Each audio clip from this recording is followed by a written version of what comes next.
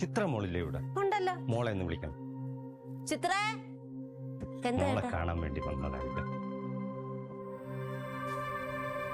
ഞാൻ ആ പാണ്ടിട്ട ആള് എവിടെയോ കണ്ടിട്ടുണ്ടല്ലേ? നിങ്ങളോ?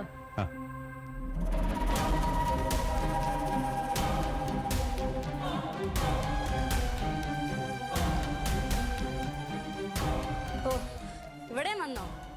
ഈ വീടും ജപ്തി ചെയ്യാനാ എനിക്കും വന്നത്.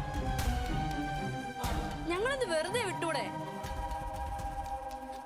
ഞാൻ എങ്ങനെയെങ്കിലും ജീവിച്ചോളാം. അത് പറ, ഇപ്പോഴല്ലേ എനിക്ക് ആളെ മനസ്സിലായത്. ഒരു കുടുംബം തല്ലി തകർത്തപ്പോ സമാധാനമായല്ലേ? ലളിതേ, നീ ഒന്ന് സമാനപ്പെടും. അവർക്ക് അവരേതായ ജോലി അവർക്ക് നോക്കിയല്ലേ പറ്റൂ. ആയിക്കോട്ടെ, കുറച്ച് കാലതാമസം കൊടുക്കായിരുന്നല്ലോ, അത് ചെയ്യാറുന്നല്ലേ? സഹോദരി, ഞാൻ ഇവിടുത്തെ വാർഡ് മെമ്പറാണ്. അലക്സ് എന്റെ ഒരു പരിചയക്കാരനുമാണ്. കുട്ടിക്ക് ആവോളം നഷ്ടങ്ങൾ ഉണ്ടായിട്ടുണ്ടാവും. അതിലൊരു പങ്ക് അലക്സിനുമുണ്ട്. സഹോദരി പറഞ്ഞതൊക്കെ ശരിയാണ്. അത് പരിഹരിക്കാൻ വേണ്ടിയാണ് അലക്സ് ഇപ്പോൾ വന്നിട്ടുള്ളത്.